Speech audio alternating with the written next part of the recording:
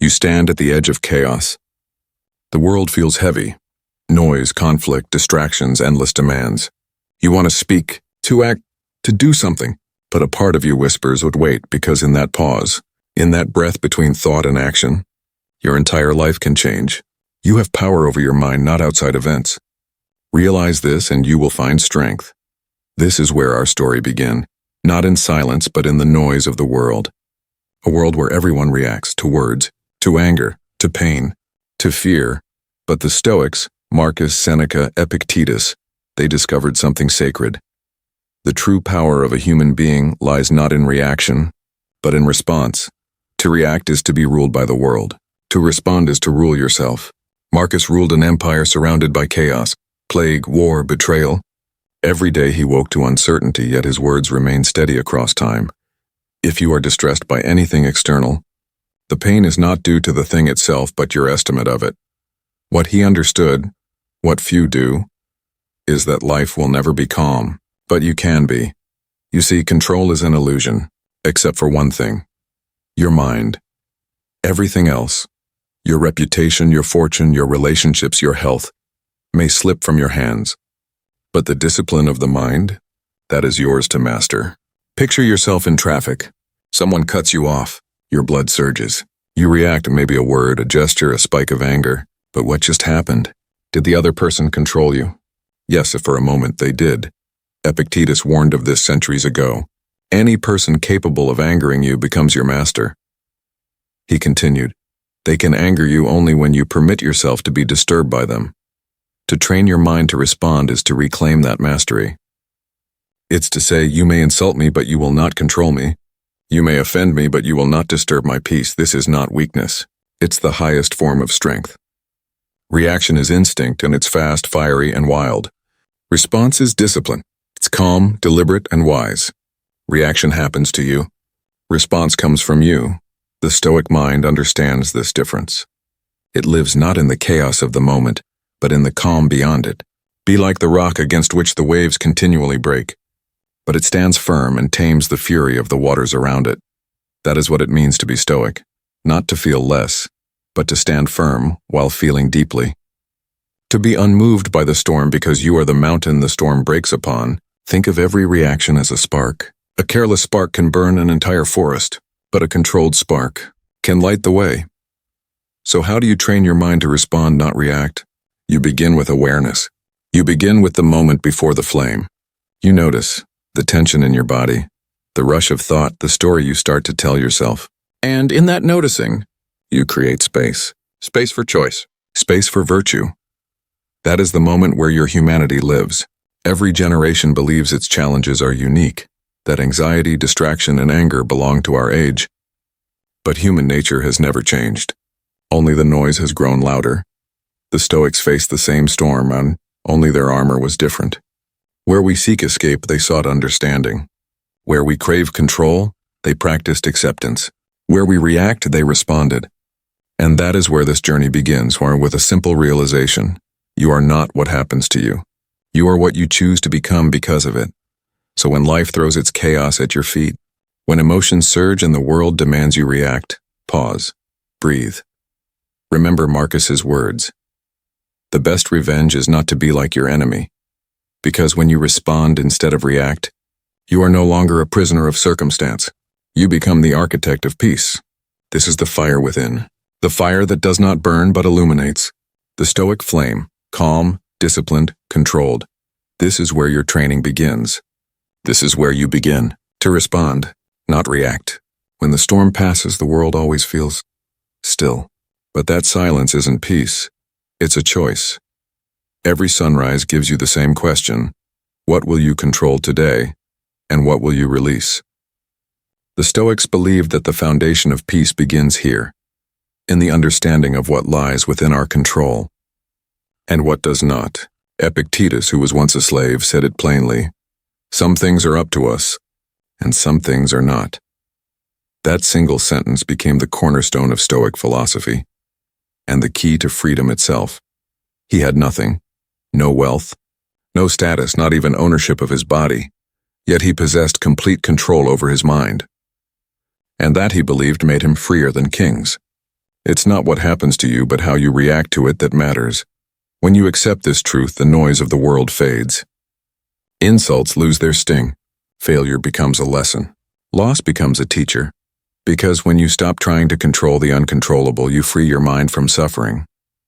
We live in a world addicted to reaction, a world that demands instant answers, instant outrage, instant judgment.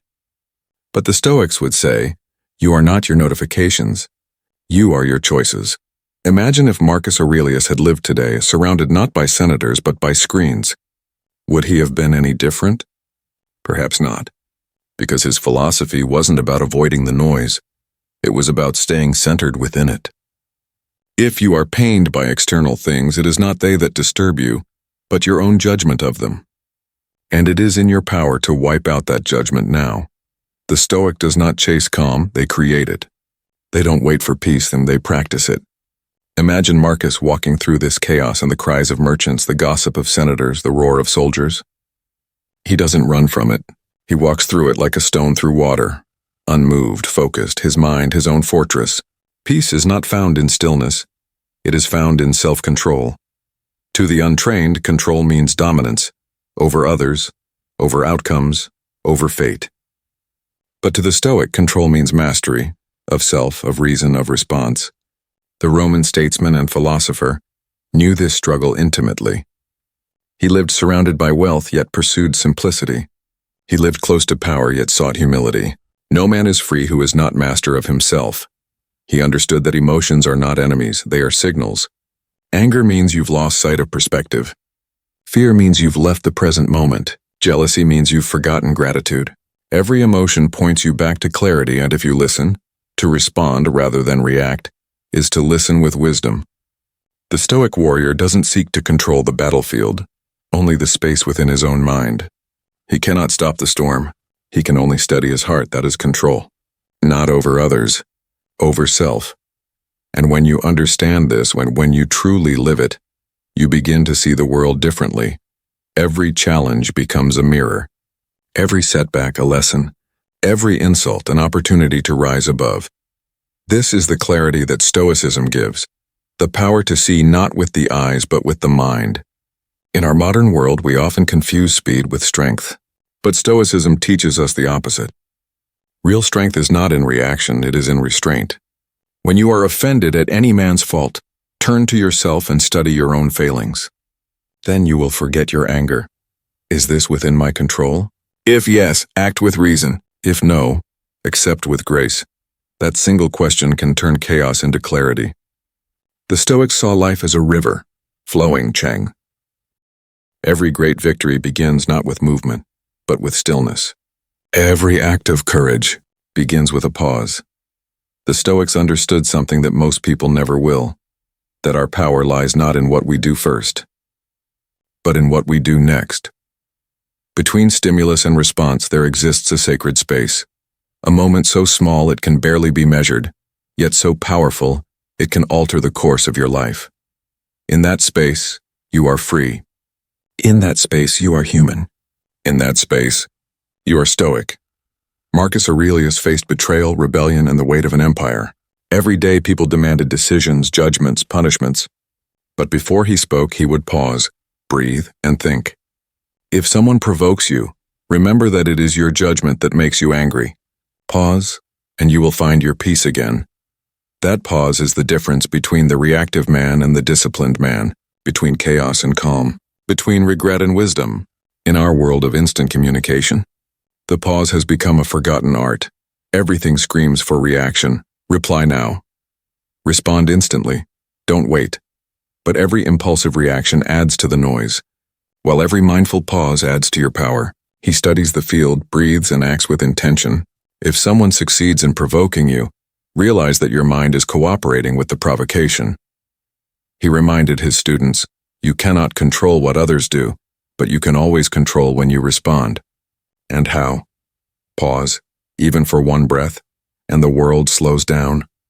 You see things more clearly. The anger loses its fire. The fear loses its teeth. That single moment becomes your weapon, your shield, because reaction belongs to instinct. Response belongs to wisdom, and wisdom is built in silence. The Stoics compared the human mind to calm water. When stirred by impulse, the reflection is distorted, but in stillness, the reflection returns. Nowhere can man find a quieter or more untroubled retreat than in his own soul. That inner retreat, that pause, is where the battle of life is won. What part of this is within my control?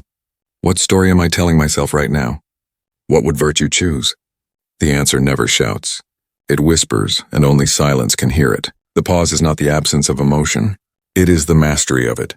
The Stoic does not suppress feeling, and he studies it. He looks at anger and asks, "Why are you here?" He looks at fear and says, "Teach me." He looks at envy and replies, "You cannot stay." The pause is not weakness. It is training, a momentary hesitation that reveals eternal strength. Anger, if not restrained, is frequently more hurtful to us than the injury that provokes it. That's the tragedy of reaction. It punishes the reactor first. When you lash out in anger, the first wound is always your own. When you rush to respond in fear, the first prison is your mind. But when you pause, even for a second, you rewrite the story. You remind the world, I am not my emotions. I am their master. Imagine if in every challenge you found that space. Before you spoke, before you judged, before you acted, what would your life look like then? They practiced it daily, not in temples, but in the middle of life's noise. They trained their minds not to avoid emotion, but to outlast it. Every pause became a moment of power. Every breath an act of freedom. That is the art of the Stoic pause. It's how emperors led nations, how philosophers faced death, how ordinary souls like us can find serenity in chaos. In the pause, you meet your highest self. In the silence, you find your strength. And in restraint, you discover freedom. Because in that space, when between what happens and how you respond, you decide the kind of person you will be. Each morning begins with a battle, not against the world, but against ourselves. The pull of comfort, the weight of inertia, the fog of distraction. He was not born Stoic. He trained himself to be one, and that training began with the mind. The Stoics believed that philosophy is not a theory to be studied, but a discipline to be practiced. Every day, in every thought, in every action, they called it ascesis, spiritual exercise.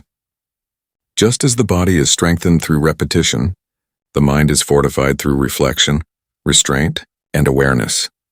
To live as a Stoic is to train your mind to respond with wisdom, even when emotion demands otherwise. Seneca practiced through writing. Every evening he reviewed his day in thought. When the light has been removed and my wife has fallen silent, I examine my entire day and go back over what I've done and said. What did I do well? What could I have done better? Where did I fail to act with reason? This was not self-criticism, it was self-mastery. The Stoic does not aim for perfection, but for progress through awareness. Epictetus, once a slave, trained the mind through detachment. He reminded his students daily, don't seek for things to happen as you wish, but wish for things to happen as they do. His practice was to anticipate adversity, to rehearse the mind for loss, discomfort, and challenge. He called it premeditatio malorum, the premeditation of evils. Each morning he would remind himself, today I will meet people who are selfish, arrogant, deceitful, and ungrateful. And when he did, he was ready. Because expectation sharpens endurance, and acceptance disarms disappointment. You don't need to be an emperor or philosopher to train your mind. You just need a moment and a method. Here are the Stoic practices that shaped minds stronger than armies. Ask yourself, what kind of day will this be? What can I control? What will I accept? By preparing the mind before the world intrudes, you choose your posture toward life, calm, alert, unshakable. Marcus did this every dawn. You can too. At night before you sleep, write down the battles you faced, not with others, but within yourself. Where did you lose patience? Where did you remain calm? What lesson hides within today's mistakes? Each reflection is a mirror polishing the soul. Set aside a certain number of days during which you shall be content with the scantiest fare and with rough clothing, saying to yourself all the while, is this the condition that I feared? He trained for hardship before hardship arrived. Because courage is not born in comfort, it is built in discipline. The Stoic's most powerful weapon, silence. When anger rises, pause. When insulted, pause. When fear clouds judgment, pause. Breathe once, twice, and long enough to remember, I am not this feeling. That pause is your throne. Guard it like a king. He who has great power should use it lightly. Marcus added, "Do not indulge in dreams of having what you have not, but reckon up the chief of the blessings you do possess." The Stoic trains not for more, but for enough. Each day is complete when gratitude replaces desire. The Stoic path is not about isolation from the world. It's about integration within it. It's about walking through chaos with an ordered mind. The dawn of understanding comes quietly, not with thunder, but with stillness after reflection, after discipline, after silence. Comes the final test of Stoicism. Action, because all the wisdom in the world means nothing if it is not lived. Marcus Aurelius was not a man of idle philosophy. He ruled an empire at war, led men through plague, famine, and loss. But even in the chaos of command, he reminded himself daily, if it is not right, do not do it. If it is not true, do not say it. For the Stoic, philosophy is not about escape, it's about engagement. It's about walking into the noise of the world with a mind that remains still. Our battles may look different now. We fight deadlines instead of legions, anxiety instead of enemies, temptation instead of tyranny. But the principle remains the same. You cannot control the storm. You can only control your response to it. Every frustration, every loss, every insult is an invitation to practice what you have learned, to respond with virtue, to act with wisdom, to live with grace. In the world of Stoicism, peace is not a place where it is a practice. Peace is choosing silence over anger. Peace is choosing patience over pride. Peace is choosing purpose over impulse. It's the ability to face a world you cannot control with a mind you have mastered. When something happens, the only thing in your power is your attitude toward it. Your reaction creates your reality. Your response creates your peace. Seneca taught that we are tested not by fortune, but by our own expectations. A gem cannot be polished without friction, nor a man perfected without trials. And so the Stoic welcomes difficulty, not because he enjoys pain, but because he sees it as training, a forge where his character is refined. He does not say, "Why me?" He says, "Let this make me better." The Stoic response is not passive acceptance. It is active serenity. It is the courage to act when needed, and the wisdom to wait when not. To respond wisely is not to suppress emotion. It is to direct it toward virtue. The Stoic feels everything, fear, anger, sorrow, joy, but he does not become those things. He transforms them into strength. Like a blacksmith using fire, he shapes the raw iron of emotion into a weapon of reason. The Stoic response is not in words, and it is in action. In kindness when it's easier to be cruel. In patience when it's easier to shout. In forgiveness when pride begs for revenge. It is in the small, quiet moments when no one is watching that the Stoic warrior is truly revealed. Because Stoicism was never about Rome. It was about the human condition. It was about you. The faces have changed. The language has changed. But the struggle is eternal. You are not your emotions. You are not your failures. You are not your circumstances. You are the space between them. The conscious choice to act with wisdom, not impulse. So the next time the world tests you, when someone insults you, betrays you, or when life feels unfair, remember, reaction is surrender. Response is strength. Reaction is noise. Response is harmony. Reaction is fire uncontrolled. Response is fire harnessed. And through that response, you become what the Stoics called invincible. Not because the world cannot touch you, but because it cannot shake you. The Stoic path was never meant to end. It continues in every choice you make, every pause you take, every response you control. So walk through life calmly, speak with reason, act with virtue, respond with wisdom. Because when you master your response, you master your world, and that is the true power of a Stoic.